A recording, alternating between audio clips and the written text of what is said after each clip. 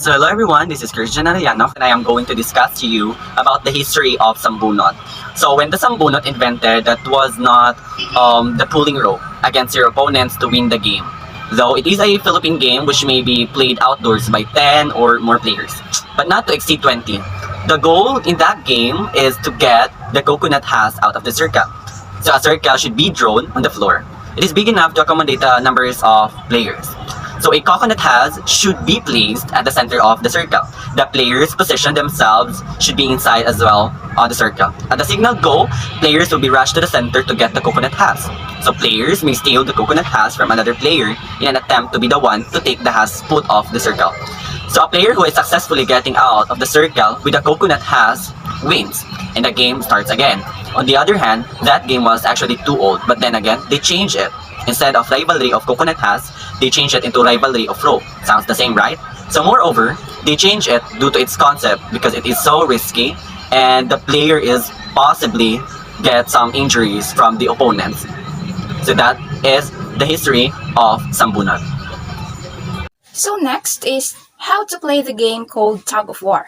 So Tug of War is one of the most ancient games on earth, dating back at least to ancient Egypt, Greece, and China among others. Tug of War even spent some time as an Olympic sport between 1904 and 1920. The contest hasn't changed much over the time, as it still essentially puts at least two players on either side trying to pull the other past a midpoint using a rope between. There are numerous variations of the game and organizations that play it in national and international leagues, one or team playing the games.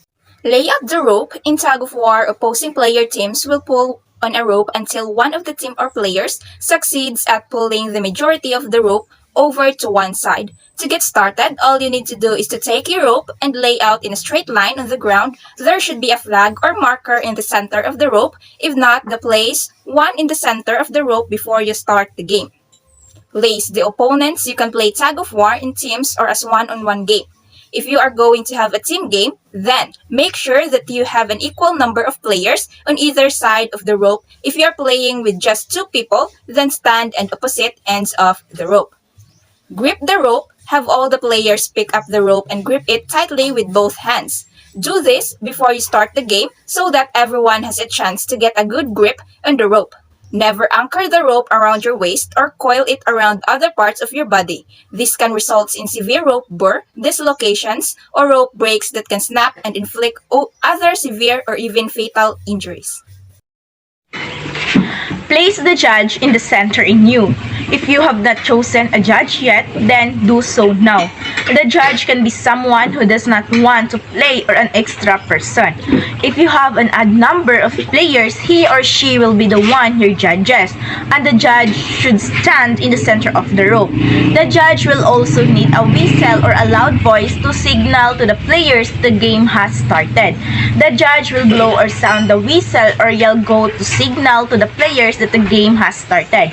Before the game should officially start, all players should listen to the judge whistle and able to have a fair fight. When the judge already signaled to start the game, the players will start pulling the rope.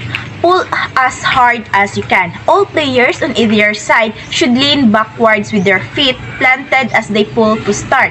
Try to use your body weight and leg strength to pull the rope back and away from the other team.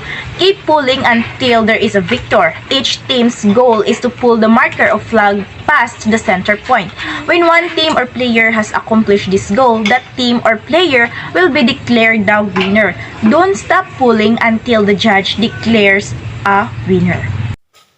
Here are the mechanics of the game.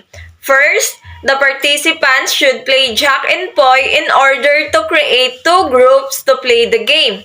Second, each team should place to the respective lines and hold the rope and prepare for a game. Third, when go signal is given, each team should pull the rope along with the members of opposition team to their side.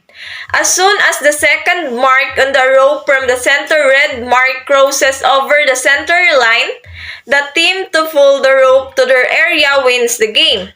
And lastly, the team who gained many points will be the winner of the game.